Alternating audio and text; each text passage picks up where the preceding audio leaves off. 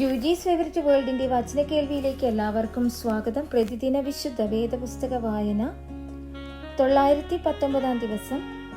സെഖര്യാവിന്റെ പുസ്തകം 10-ാം അധ്യായം. പിന്മഴയുടെ കാലത്ത് യഹോവയോട് മഴയ്ക്ക് അപേക്ഷിപ്പിൻ. യഹോവ മിന്നൽ പിണർ ഉണ്ടാക്കുന്നുവല്ലോ. അവൻ അവർക്ക് വയലിലെ ഏത് സസ്യത്തിനും വേണ്ടി മാരി പെയ്യിച്ചു കൊടുക്കും. ഗൃഹബിംബങ്ങൾ മിഥ്യാത്വം സംസാരിക്കുകയും ലക്ഷണം പറയുന്നവർ വ്യാജം ദർശിച്ച് വ്യർത്ഥ സ്വപ്നം പ്രസ്താവിച്ച് വൃഥ ആശ്വസിപ്പിക്കുകയും ചെയ്യുന്നു. അതുകൊണ്ട് അവർ ആടുകളെ പോലെ പുറപ്പെട്ട് ഇടയൻ ഇല്ലായ്ക കൊണ്ട് വളഞ്ഞിരിക്കുന്നു. എന്റെ കോപം ഇടയന്മാരുടെ നേരെ ജ്വലിച്ചിരിക്കുന്നു. ഞാൻ കോലാട്ടുകൊറ്റന്മാരെ സന്ദർശിക്കും. സൈന്യങ്ങളുടെ യഹോവ യഹൂദ ഗൃഹമായ തന്റെ ആട്ടിൻകൂട്ടത്തെ സന്ദർശിച്ച് അവരെ പടയിൽ തനിക്ക് മനോഹര തുരകം ആക്കും.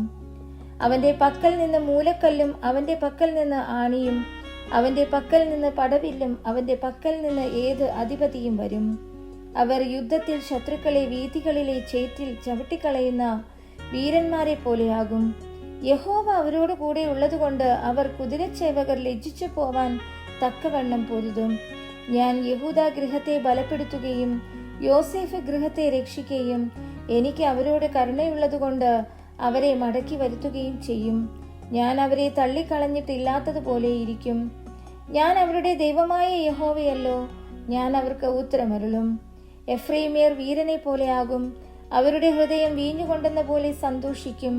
അവരുടെ പുത്രന്മാർ അത് കണ്ട് സന്തോഷിക്കും. അവരുടെ ഹൃദയം യഹോവയിൽ ഘോഷിച്ചാനന്ദിക്കും. ഞാൻ അവരെ വീണ്ടെടുത്തിരിക്കയാൽ അവരെ ചൂളകുത്തി ശേഖരിക്കും. അവർ പെരുകിയിരുന്നതുപോലെ പെരുകും. ഞാൻ അവരെ ജാതികളുടെ ഇടയിൽ വിതറും. ദൂരദേശങ്ങളിൽ വെച്ച് അവർ എന്നെ ഓർക്കും. അവർ മക്കളോടുകൂടെ ജീവിച്ച് മടങ്ങി വരും. ഞാൻ അവരെ മിസ്രയീം ദേശത്ത് നിന്ന് മടക്കി വരുത്തും. അശ്ശൂരിൽ നിന്ന് അവരെ ശേഖരിക്കും. ഗിലെയാദ് ദേശത്തിലേക്കും ലെബാനോനിലേക്കും അവരെ കൊണ്ടുവരും. അവർക്ക് ഇടം പോരാതെ വരും. അവൻ കഷ്ടതയുടെ സമുദ്രത്തിലൂടെ കടന്ന് സമുദ്രത്തിലെ ഓളങ്ങളെ അടിക്കും.